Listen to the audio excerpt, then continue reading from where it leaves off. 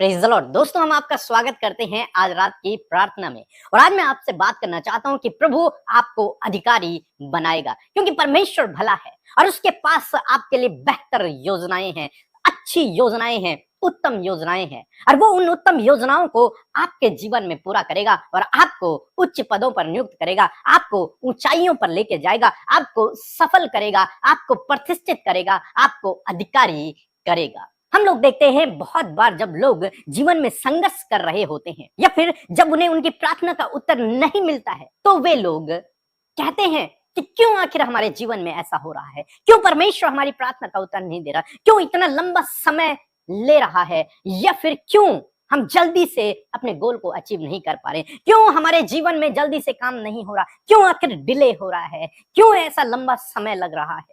और वो परमेश्वर पर भी कुड़कुड़ाने लगते हैं। परंतु दोस्तों, आज शाम में मैं आपको उत्साहित करूंगा कि यदि आप प्रभु पर भरोसा करते हैं, यदि आप उसके पीछे चलते हैं, तो वह आपके लिए हर बात में भलाई को उत्पन्न करेगा। यदि डिले हो रहा है तो उसके पीछे भी कारण है।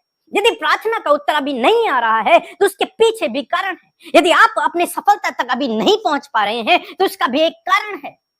ऐसे ही कुछ भी आपके जीवन में नहीं होता, क्योंकि आप प्रभु पर भरोसा करते हैं और उसके पीछे चलते हैं। और उसके बावजूद यदि आपके जीवन में ऐसा हो रहा है तो इसका मतलब समझ लीजिए कि परमेश्वर के पास आपके लिए उत्तम योजना है, और वो अपनी योजना को जब आपके जीवन में पूरा करेगा तो आप इन दिनों को भूल जाएंगे, क्योंकि वो इतने आशीषित दिन होंगे, इतने अच्छे दिन होंगे कि आपको ये पुराने दिन याद भी नहीं रहेंगे।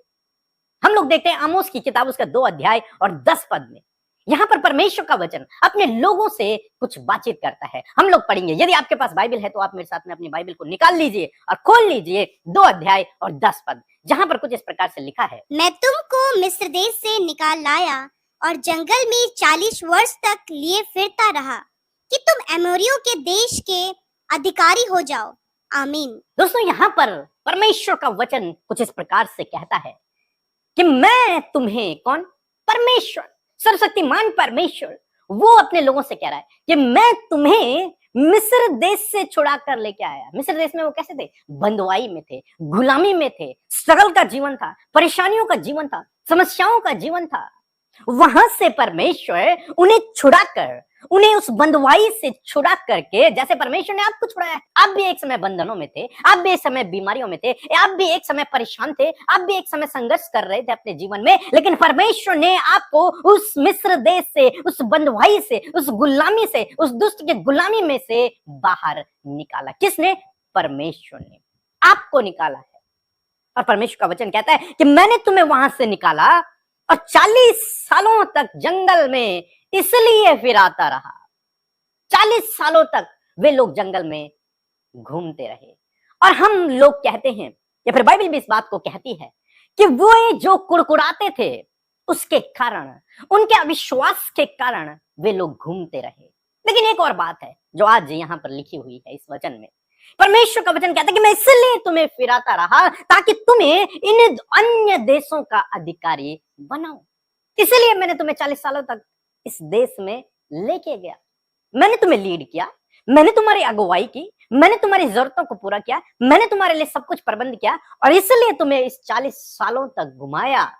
न केवल इसलिए क्योंकि इजरायली गलती कर रहे थे, लेकिन नहीं, इसलिए भी क्योंकि परमेश्वर के पास उनके लिए योजना थी, परमेश्वर के पास उनके लिए बेहतर योजना थी। इसलिए परमेश्वर ने 40 सालों तक उस जंगल में लिए फिरता रहा ताकि वे लोग उन एमोरी देशों के अधिकारी हो जाए। न केवल कनान देश के, बल्कि इन अन्य देशों के जितने देश उनके रास्ते में आए, उन सब के वो अधिकारी बन गए।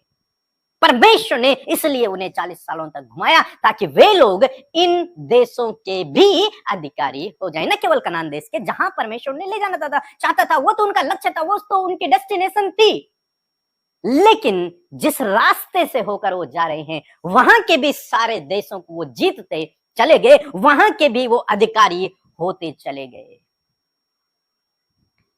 दोस्तों, आज शाम को मैं आपको उत्साहित करूंगा। ये स्ट्रगल इसलिए नहीं कि आपको पीछे धकेल दे, आपकी हानि कर दे, नहीं, इसलिए ताकि आपको अधिकारी बना।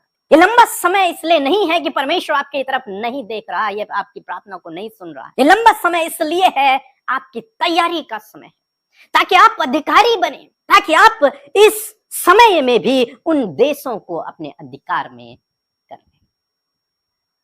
उन चीजों को अपने अधिकार में कर लें। इसलिए ये ना सोचे कि इतना लंबा समय क्यों प्रभु, क्यों मेरे जीवन में ऐसा कर, नहीं, इसके पीछे भलाई है। यदि आप विश्वास में हैं तो इसके पीछे भलाई है।